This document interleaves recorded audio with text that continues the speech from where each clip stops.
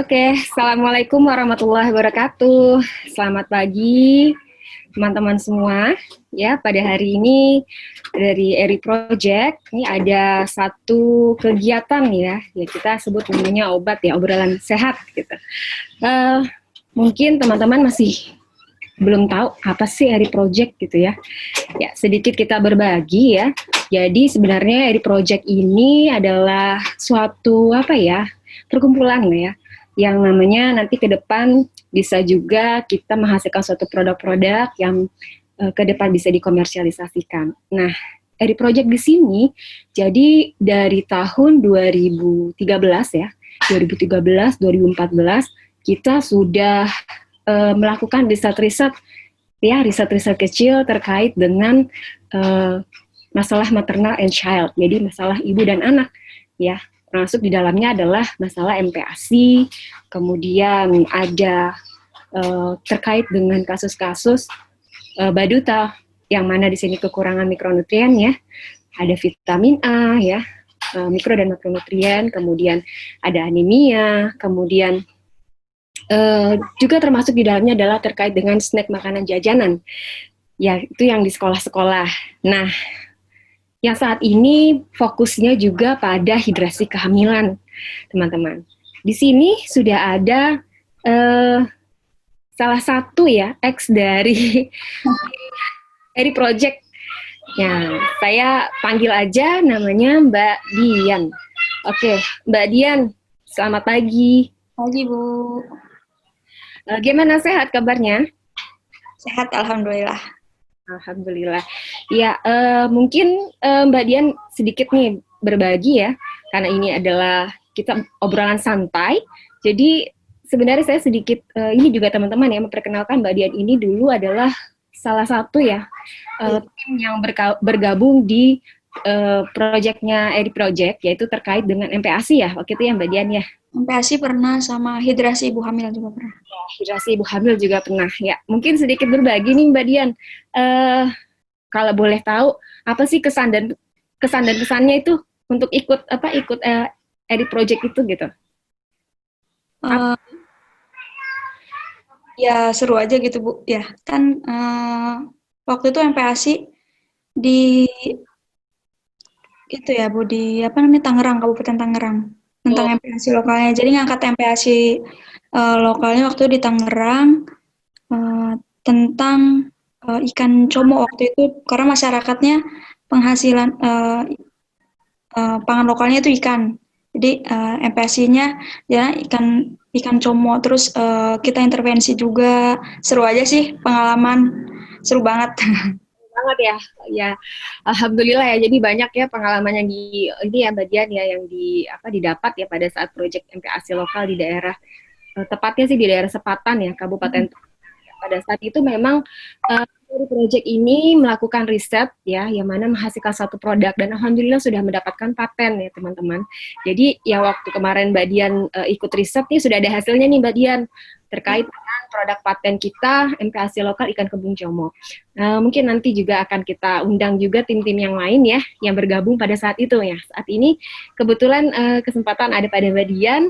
Nah, mungkin saya ingin mau tanya aja sekarang ini Mbak Dian di mana nih kerjanya nih? Kemarin habis dari project, jadi kan saya resign duluan, Bu, ya. Sekarang saya kerja sebagai tenaga pelaksana gizi di Puskesmas Sukamulya di Kabupaten Tangerang, Bu. Alhamdulillah ya, ternyata ilmunya manfaat ya, Mbak. Alhamdulillah bermanfaat banget, Bu. Manfaat banget ya, jadi tahu ya ternyata kita kalau di masyarakat seperti apa, kemudian di lapangan seperti apa, dan unik sekali ya, apalagi ya mungkin nanti bisa jadi punya dua pengalaman selain pada saat waktu kita melakukan riset MPASI, kemudian pada saat kita melakukan riset hidrasi kehamilan juga lumayan ya. Iya, waktu dulu kan cuma jadi enumeratornya aja, jadi belum paham di masyarakatnya. Kalau sekarang alhamdulillah jadi kayak masalah masyarakatnya tuh udah ngerti sedikit-sedikit. Ya, alhamdulillah tuh. Jadi semakin familiar lah ya. Jadi sudah tidak kaku dan tidak canggung lagi ya, Mbak Dian ya, kalau untuk di masyarakat seperti ini. sudah bisa menangani. Kadang-kadang memang itu yang paling penting ya teman-teman, ketika kita berada di masyarakat ya kita harus bisa menggali informasi itu secara naturalnya. Nah kadang-kadang kalau kita orang asing datang ke suatu wilayah kemudian kita ingin tahu tentang budaya tersebut, apa budaya yang ada di masyarakat tersebut, tiba-tiba seperti itu, kayaknya belum tentu masyarakat mau terbuka gitu ya Mbak Dian ya. Iya, iya Bu, benar banget. Harus punya keahlian sendiri teman-teman. Nah khususnya di sini karena dengan background ahli gizi ya, paling tidak harus bisa ya punya keterampilan lah di sini yang memang membutuhkan cara untuk menggali informasi di masyarakat, baik dari komunikasi, kemudian dari sisi kita secara psikologis ya, karena kita di sini harus tahu ketika kita wawancara orang ya, mungkin Mbak Dian tahu lah pada saat wawancara ada ibunya yang udah mulai bete lah. Wah, kadang juga dia nggak mau ngaku sih Bu. Yang paling kadang-kadang yang sudah tidak mau ngaku tapi nggak taunya ntar ketahuan juga gitu. Iya. Iya, itulah mungkin lika-likunya ya Mbak Dian ya. Sebenarnya ya kita di sini sharing santai ya terkait dengan MPASI lokal nih Mbak Dian. Mungkin sedikit tanya aja, kalau Mbak Dian tahu nih karena sudah lama ya bergabung dengan kami ya pada saat itu, kemudian sudah bekerja juga di Puskesmas. Nah tadi kan Mbak Dian bilang bermanfaat banget nih ilmunya. Nah itu gimana tuh MPASI lokal? Mungkin bisa sedikit cerita deh gimana sih mengapa MPASI lokal itu menjadi penting gitu ya. Bisa sedikit bercerita nggak Mbak Dian? Iya Bu. Jadi kalau misalnya di daerah tempat saya kerja sih Bu ya, sebenarnya masih jarang banget kayaknya ibu-ibu yang pakai MPASI lokal gitu. Karena kan kebanyakan orang tuanya sebagai bekerja gitu. Jadi kebanyakan orang tua anaknya dititip sama neneknya atau pengasuh. Jadi masih sangat sedikit sekali yang pakai MPASI lokal. Padahal kan sebenarnya kalau kita tahu MPASI lokal tuh lebih beragam gitu ya gizinya, terus teksturnya juga lebih berguna buat bayinya nanti biar melatih sensorik Melatih sensornya. ya. Terus kan kalau misalnya MPASI yang pabrikan itu teksturnya gitu-gitu aja dengan rasa yang gitu-gitu aja ya. Tapi mungkin karena lebih familiar, jadi orang di sini lebih mudah pakai yang itu gitu. Padahal MPASI kan yang lokal tuh lebih bermanfaat banget gitu. Cuman mereka agak sulit dan mungkin masih kurang informasi juga kalau tentang MPASI lokal, caranya, terus bagusnya tuh pakai apa aja bahannya. Mungkin masih kurang sih, Bu. Berarti PR-nya ya Mbak Dian ya, banyak sekali. Saya. Ya, kalau ahli-ahli gizi yang ada di Puskesmas nih, gimana memperkenalkan MPASI yang bagus tuh seperti apa sih? Kemudian bagaimana memanfaatkan bahan pangan lokal yang ada di sekitar seperti apa gitu ya Mbak Dian nih kira-kira? Kalau untuk saat ini sih Bu paling karena di Tangerang juga ya saya, jadi pangan lokalnya masih sama aja ya, karena udah termasuk daerah perkotaan juga. Paling saya kenalinnya apa yang saat itu dimakan sama keluarga, mungkin kayak misalnya nasi, dibikin bubur dulu, terus misalnya kalau orang keluarganya lagi makan daging ayam kan bisa disisihkan sedikit untuk si bayinya ini. Gitu. Jadi masih makanan dapur. Kalau hasil lokalnya sendiri sih masih karena bukan daerah pertanian ya. Jadi paling yang ada di sekitar kita aja gitu kayak tadi beras, terus ikan, daging ayam, masih banyak yang kayak gitu aja yang pasti lokalnya. Jadi masih ini ya, masih yang umum ya. Masih yang umum. Kayak kita waktu itu riset yang ke daerahnya dekat pesisir pantai, beda lagi ya.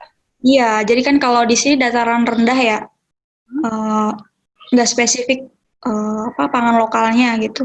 Jadi paling kenalinnya yang umum dan gampang dicari aja gitu. Terus yang penting itu nggak terlalu mahal bahannya, Bu. Iya ya. Nah, waktu itu kita riset itu juga kenapa kita pakai ikan kembung, karena mungkin ya pada saat awal analisis situasi di daerah tersebut banyak sekali pangan lokal termasuk dalamnya dari ikan kembung ini dibuang gitu ya, tidak banyak dimanfaatkan gitu. Makanya padahal bisa kita buat semacam ya campuran untuk MPASI, dan ternyata ikan kembung como atau kita sebut di situ ikan kembung yang betinanya ya, itu memiliki protein yang cukup tinggi gitu. Jadi dia memiliki protein yang cukup tinggi sehingga paling tidak di sini bisa dimanfaatkan untuk MPASI, khususnya baiklah untuk pada bayi gitu ya. Dan saatnya memang gitu ada. Hanya kita bisa memodifikasi, kita buat dengan essence ya, dan menghilangkan bau amis gitu itu. Itu sih yang waktu itu juga kita sempat intervensi ya. Iya, sempat Bu. Kita timbang sama ukur antropometrinya. Ya, nah kita berikan, kemudian kita ukur lagi ya seperti itu ya. Alhamdulillah masyarakat juga ada beberapa yang antusias ya untuk biskuit tersebut. Mungkin ke depan juga kita bisa modifikasi supaya bentuk dan lain sebagainya bisa lebih baik ya. Ya mungkin ke daerah lain juga Bu, karena kan pangan lokalnya beda-beda. Tenang, nanti RP Project kita muter-muter lagi ya. Iya, jadi gini sobat-sobat RP Project ya, bahwa kita tahu nih MPASI ini adalah satu makanan ya, dimana yang dikenalkan pada bayi ya pastinya harus di atas usia 6 bulan. Ya. Usia 6 bulan setelah si bayi ini mendapatkan ASI eksklusif gitu. Nah, seorang bayi yang mengonsumsi ASI saja ini selama 6 bulan ini ya, harusnya memang dia semakin pertumbuhannya semakin meningkat ya, kebutuhannya dia juga semakin meningkat kebutuhan gizinya. Makanya ada namanya kita sebut MPASI, makanan bukan pengganti tapi pendampingnya. Ini banyak salah kaprah nih Mbak Dian nih. Iya. Di masyarakat ya. P-nya apa nih? Pengganti apa pendamping? Ternyata banyak yang mirip-mirip ya. Jadi padahal beda loh namanya pendamping dengan pengganti gitu ya. Iya, pasti seperti itu. Dan setelah tadi Mbak Dian juga sudah jelaskan kaitannya dengan pengenalan dari bentuk ya, tekstur ya Mbak Dian ya. Ya, jadi dari bentuk dan tekstur itu juga sudah dikenalkan ya, mulai dari yang makanan halus gitu ya Mbak Dian ya. Ya benar Bu. Ya, dari mulai makanan halus seperti itu. Di sini juga masih banyak nih Bu yang MPASI-nya belum waktunya tapi udah dikasih MPASI gitu. Jadi belum lebih dari usia 6 bulan ya? Iya, masalahnya di sini ada juga yang ibu kayak bayinya masih belum kenyang nih, kasih aja gitu. Jadi mereka kadang ngasih pisang, terus yang lainnya juga, atau MPASI pabrikan, padahal belum cukup umur gitu. Masalahnya di sini dulu kadang kayak gitu.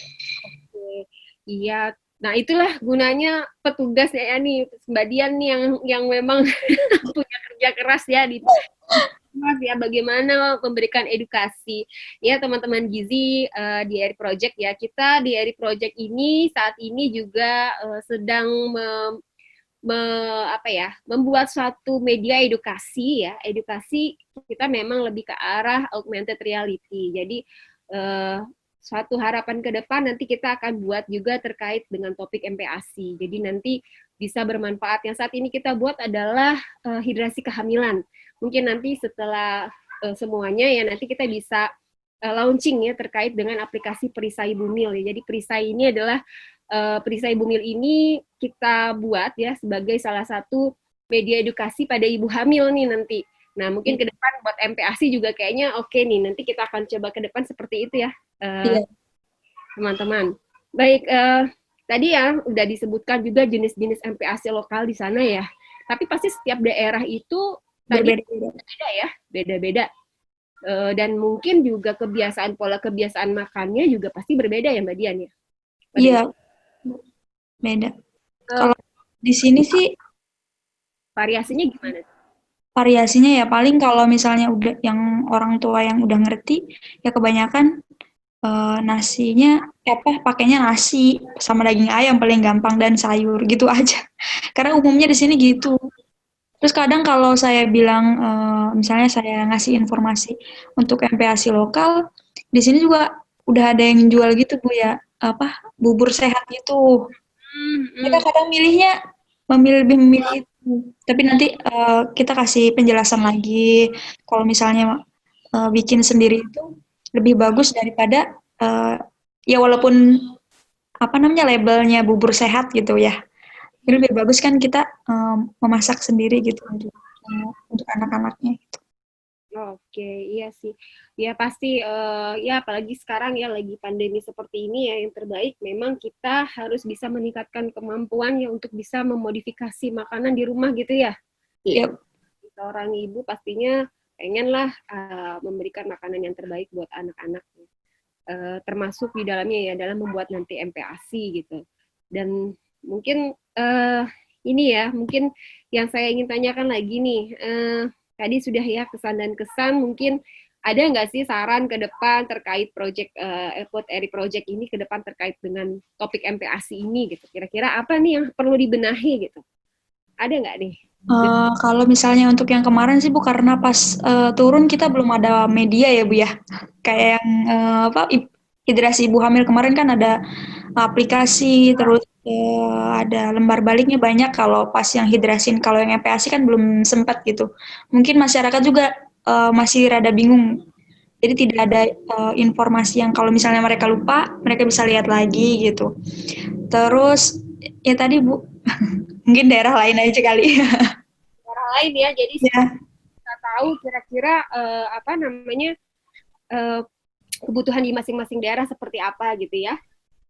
Dan pastinya kalau kalau misalkan untuk media edukasi ya, kalau menurut Mbak Dian sendiri gitu, kalau kita buat aplikasi untuk beberapa wilayah tertentu, apakah memang sudah pemanfaatan teknologi sudah banyak atau bagaimana?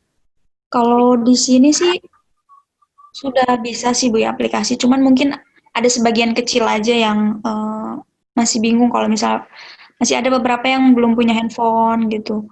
Jadi mungkin kalau pakai kayak pemanfaatannya ya itu paling leaflet gitu aja sih kalau di sini. Sama sering kelas balita gitu dan kelas ibu hamil misalnya. Jadi persiapan untuk MPASI-nya mereka ngerti sama demo-demo informasi cara membuat MPASI-nya gitu. Ya, paling tidak jadi ini ya, apa jadi bahan masukan buat Eri Project ke depan nih kita mau buat apa gitu ya. Ya, Iya. kalau misalnya dilibatkan lagi nih untuk Eri Project terkait dengan MPASI masih mau nggak nih Median? Insya Allah Bu.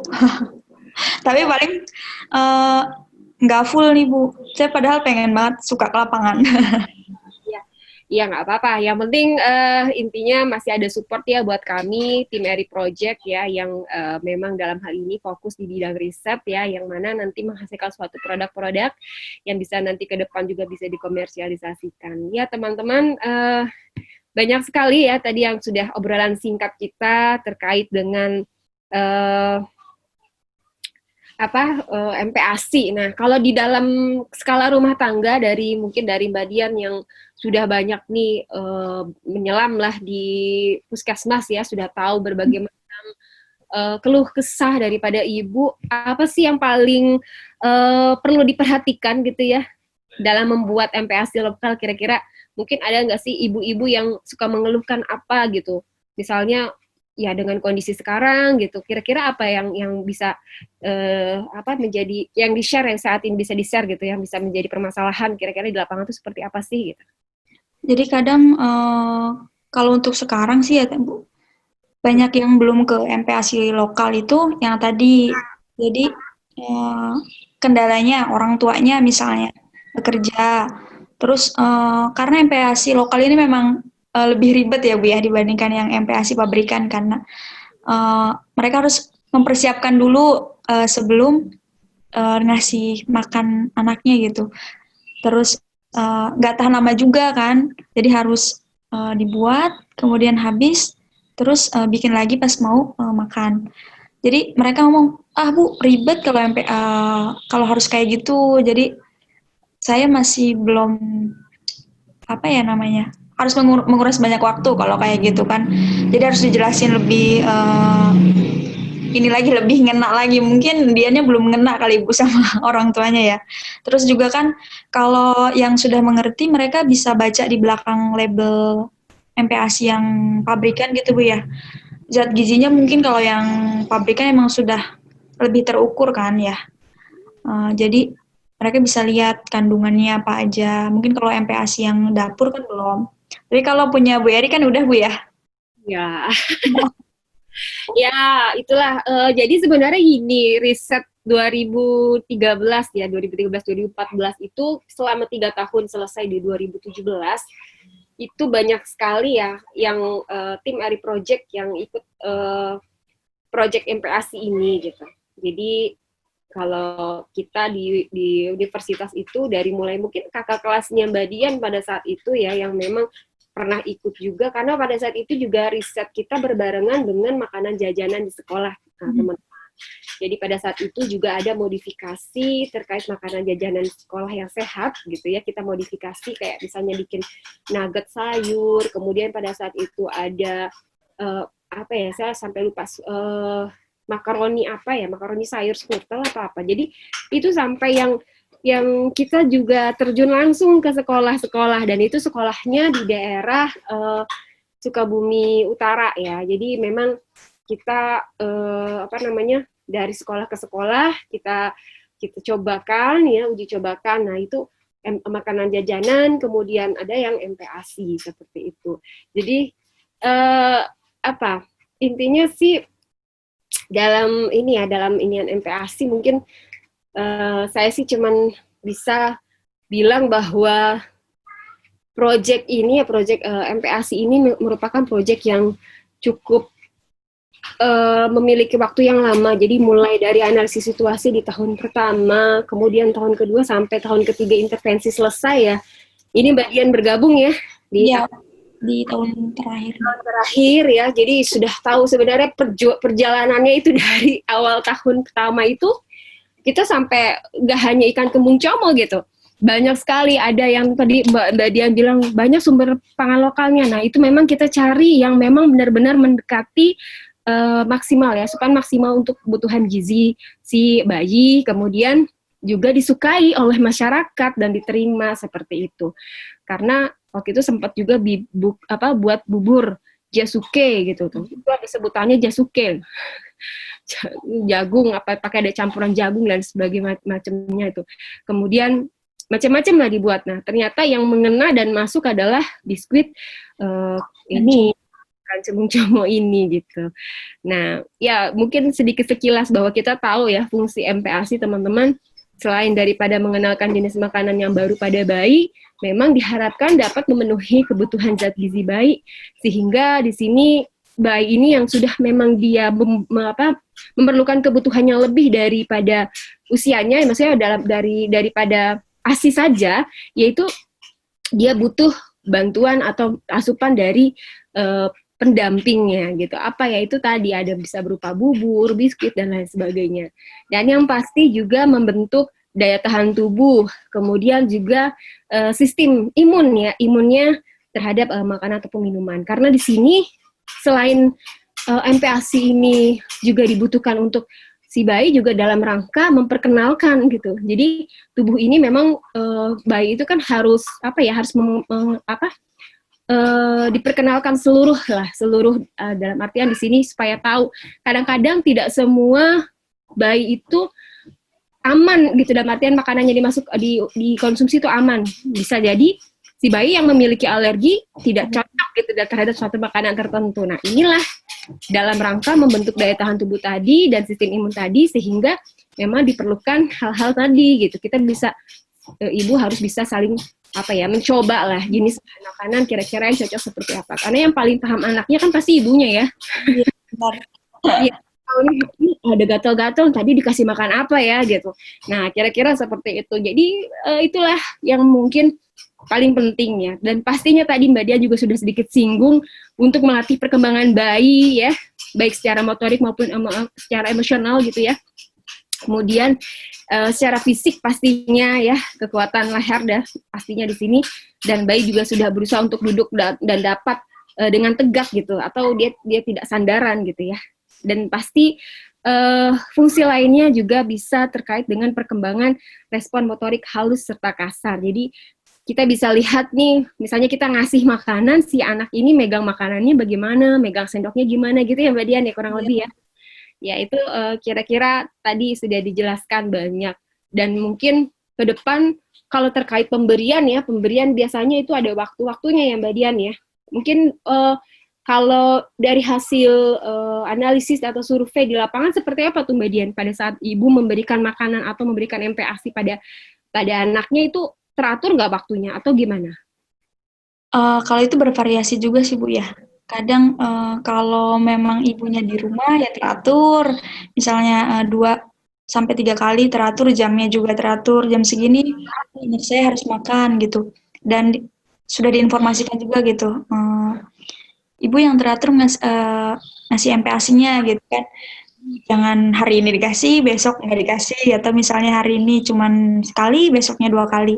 Tapi kalau yang agak ribet yang tadi, kalau misalnya anaknya dititipkan di pengasuh atau neneknya gitu, yang mereka lebih suka yang instan dan gak ribet gitu kan. Terus kadang mereka juga lupa, oh ternyata nih anak saya udah waktunya apa, udah bisa makan dan harus dikasih makan gitu. Tapi karena diasuh sama pengasuh, jadi kadang pengasuhnya nggak kurang teliti gitu. Maksudnya jadi kurang aware ya. Kadang juga neneknya tuh nggak ngasuh satu anak doang gitu, Bu. Jadi Jadi banyak. ya. Cucunya itu banyak lebih dari satu. Ada yang dua, ada yang tiga gitu kan. Jadi kurang perhatian gitu kan ya. Jadi agak ribet gitu. Tapi kalau misalnya yang ibunya sudah apa nggak kerja di rumah, biasanya itu ngurus anaknya juga MPASI-nya teratur. Terus kadang dia rutin juga konsul apa yang harus dikasih buat anak saya. Terus macem-macemnya jenisnya apa aja. Terus teksturnya kadang juga kalau misalnya ibunya emang kooperatif, bahkan sebelum MPASI, jadi pas mau masuk MPASI dia datang ke saya gitu. Jadi biar tidak salah pemberian MPASI-nya. Apalagi kalau misalnya anaknya tadi ada alergi gitu Bu ya. Nah, dia konsultasi dulu apa yang harus dikasih buat anaknya biar tidak menimbulkan alergi gitu. Tapi kalau misalnya macam-macam deh Bu ya, kalau masyarakat kan kalau dianya emang biasanya anak pertama sih kalau misalnya masih semangat-semangatnya Bu. Jadi kalau kalau udah anak ketiga atau keempat itu mereka kayak udah pengalaman jadi kadang juga jadi masa bodoh atau nggak diterusin. Anak pertama yang PASI nih bagus dia bikin makanannya tiap tiap waktu makan dia bikin gitu. Tapi kadang kalau misalnya udah anak kesini-sini udah ada yang capek mungkin ya. Tapi ada juga yang di anak pertama mereka belum tahu informasi tentang MPASI. Tapi pas kesini kan karena udah ada handphone, udah ada internet, saya bilang MPASI lokalnya mungkin menu-menu yang lebih bervariasi, modifikasinya juga boleh dilihat di internet gitu. Karena kan saya kan nggak ngasih banyak contoh MPASI Bu ya. Jadi mungkin mereka bisa apa namanya lihat di handphone gitu. Kadang mereka juga nanya sih Bu kayak, emang boleh Bu maksudnya makan ini? Kan udah ada makanan bayi mah emang yang kemasan itu, emang kita harus masak gitu.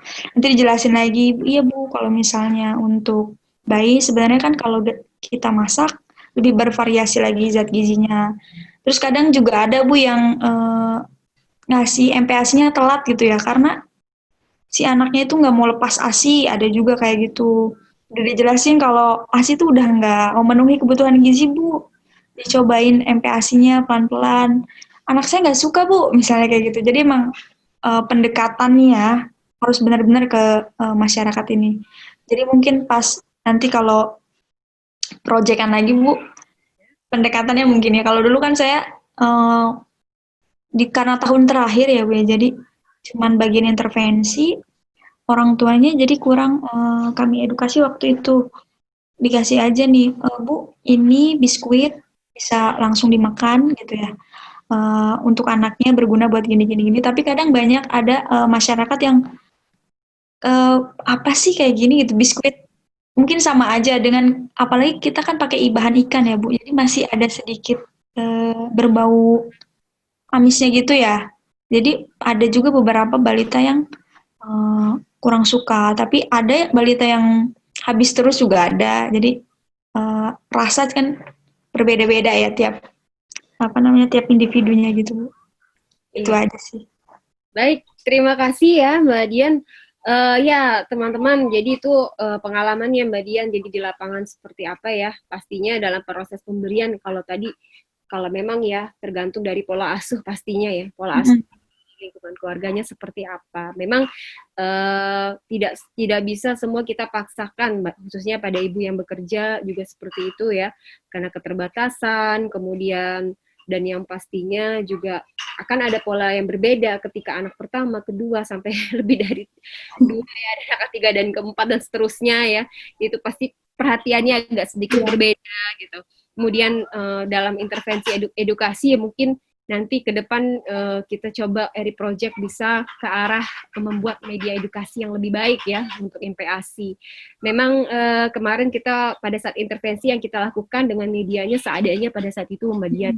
Sebelumnya kita ada juga media MPASI tapi terbatas hanya pada leaflet gitu ya, pada leaflet saja.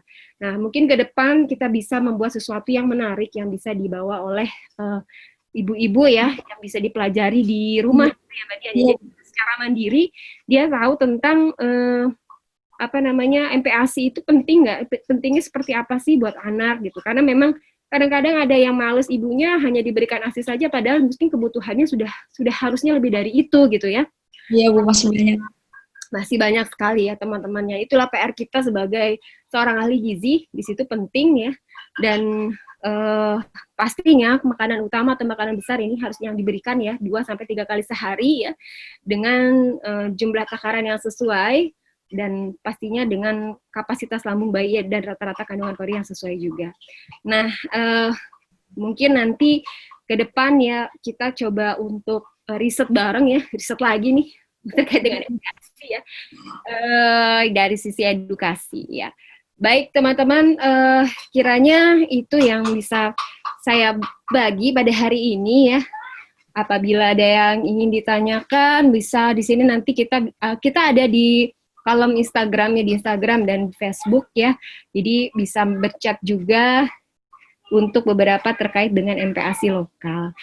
Ya, itu saja Mbak Dian. Terima kasih banyak nih. Udah kesan dan kesannya segala macam buat kita ya, menjadi lebih baik ya tim Eri Project-nya. Sama-sama Ibu. Ke depan, kemudian kita bisa menghasilkan produk-produk yang baik dan pastinya ke depan bisa dikomersialisasikan buat teman-teman semua. Itu saja dari saya. Akhir kata, wabil taufiq wal hidayah. Assalamualaikum warahmatullahi wabarakatuh.